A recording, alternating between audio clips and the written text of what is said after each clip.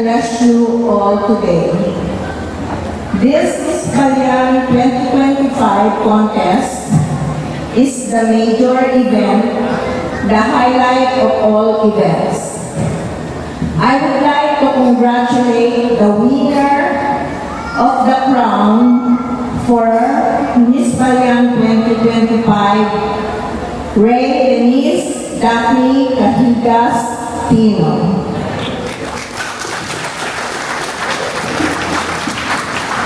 And the runner-ups, Miss San Marcos, Akisha Miel Torres.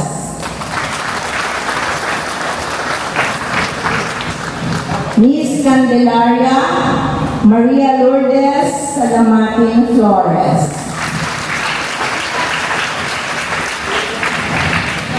Miss Palacio, Kira Elizabeth Aguilar.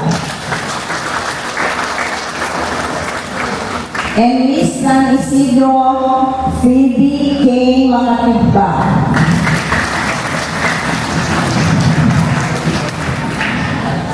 The Fiesta Committee and I would like to express our sincere gratitude to the candidates and their parents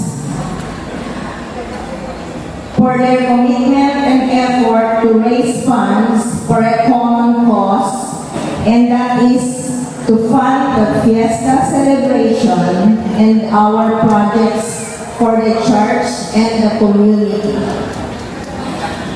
Through the efforts of the committee, solicitation was underway since last year to come up with a souvenir program for Balian Fiesta 2025. This book will be published maybe by June.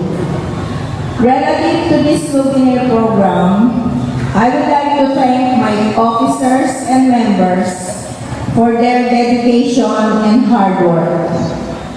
Your tireless efforts, your willingness to go the extra mile, and your unwavering commitment have been instrumental in bringing this fiesta to life.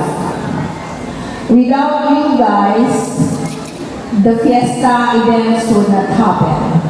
So thank you very much. We are also grateful to our sponsors, donors, volunteers, and the entire community for their invaluable support.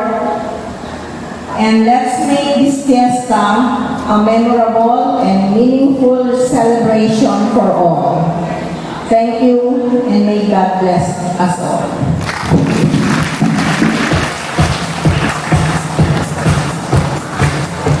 Thank you so much, Madam Rose. Kemudian ada orang membahas our